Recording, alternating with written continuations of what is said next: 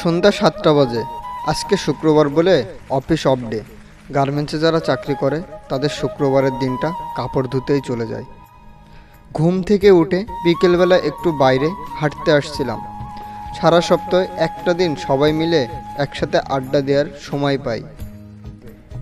এখন রুমে ফিরছি, রাতের খাবারটা রেডি করতে হবে। আবার কিছু দূর যাওয়ার পর লক্ষ্য করলাম কে যেন আমায় ফলো করছে। চারদিক হালকা অন্ধকার নেমে এসেছে, তাই ঠিকভাবে দেখতে পারছি না। কিছু দূর যাওয়ার পর ল্যাম্পপোস্টের আলোতেই পেছন ফিরে তাকালাম। দেখলাম একটা মেয়ে, বয়স সম্ভবত 20-21, আমার মতোই হবে, একটা ব্যাগ হাতে নিয়ে আমার পেছন পেছন আসতেছে। আমি থেমে গেলাম। সোজা মেয়েটার সামনে গিয়ে বললাম, এক্সকিউজ মি, আপনি কি আমায় কিছু বলবেন? মেয়েটা কথা বলছে না, চুপ করে দাঁড়িয়ে আছে। আমি আবার বললাম, কি হলো, কিছু বলবেন? মেয়েটা হাসসূচক মাথা নাড়ালো। আমি বললাম, বলুন কি বলবেন। মেয়েটা বলল, পিপাসা পেয়েছে, একটু পানির ব্যবস্থা করবেন প্লিজ। তারপর আমি আপনাকে সব বলছি। আপনার নাম আরিয়ান, তাই না?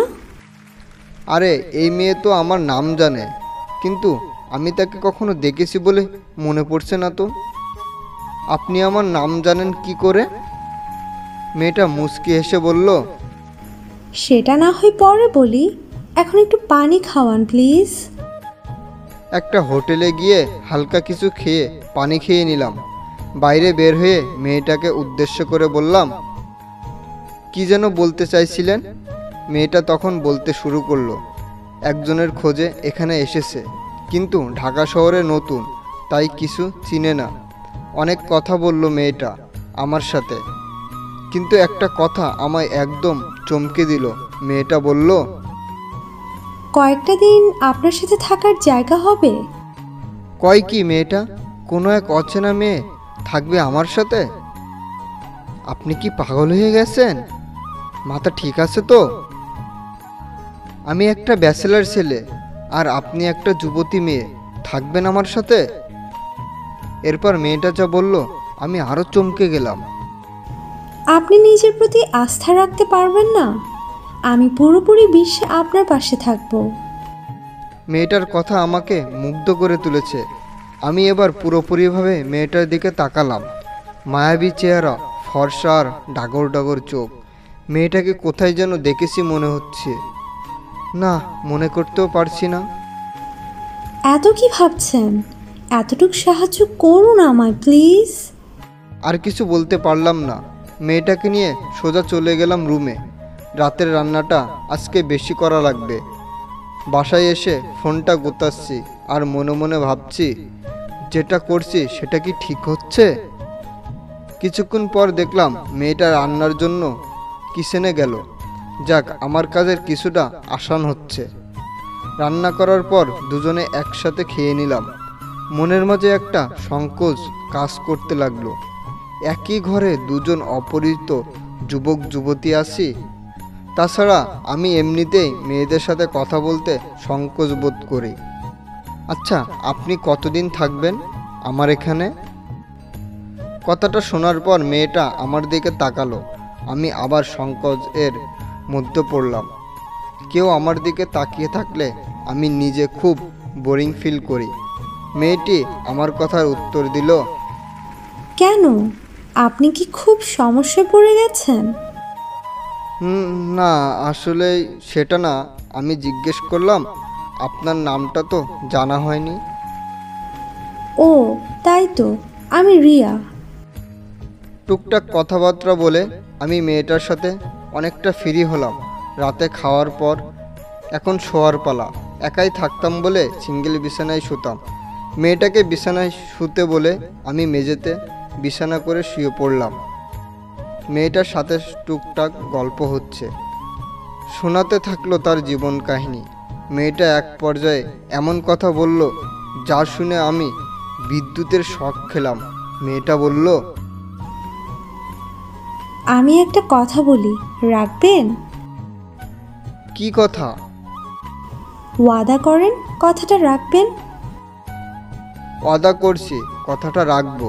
এরপর মেয়েটা বলল, আমার সাথে আপনাকে স্বামী স্ত্রীর অভিনয় করতে হবে। হট, কি বলেন এসব? মাথা ঠিক আছে তো? প্লিজ রাগ করবেন না, এটা আমার জীবন মরণের খেলা। আপনি সহযোগিতা করলে আমি জয়ী হব।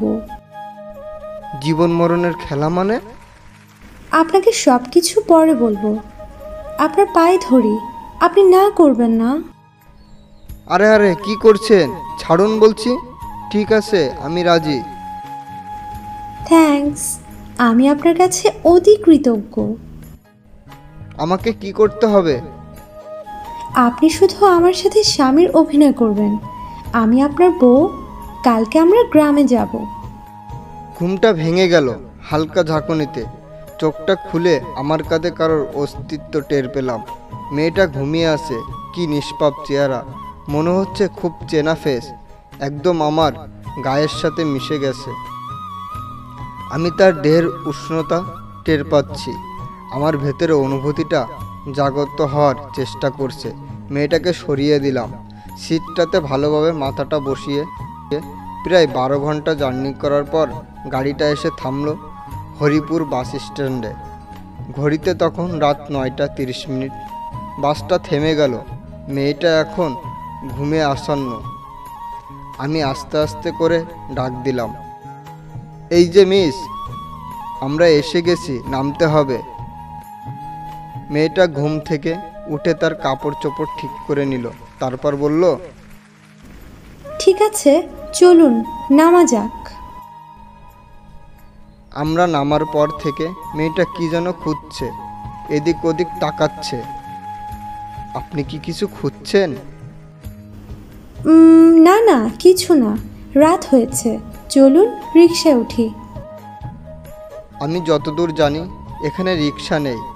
এটা গ্রাম্য এলাকা। এখানে অটো সিএনজিতে করে যেতে হয়।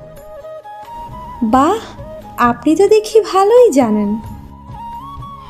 বহুবার এসেছি আমার খালার বাসায়। আচ্ছা, আপনার খালার বাসাটা কোথায়? প্রায় 7 বছর আগের কথা। বাসাটা কি আর আগের মতোই থাকবে? ভুলে গেছি। শুধু এতটুকু মনে আছে যে ওই দিক দিয়ে যেতে হবে। আমরা এখন ওই দিক দিয়েই যাব। মানে কি, আপনার বাসাও কি ওদিক নাকি? মাথায় কিছু ঢুকছে না। কি থেকে কি হয়ে যাচ্ছে আল্লাহ জানে। পরবর্তী পার্টটি দেখতে চাইলে অবশ্যই আমাদের চ্যানেলটি সাবস্ক্রাইব করে পাশে থাকা বেল আইকনটি অন করে দিন। ধন্যবাদ সবাইকে ভিডিওটি কষ্ট করে দেখার জন্য।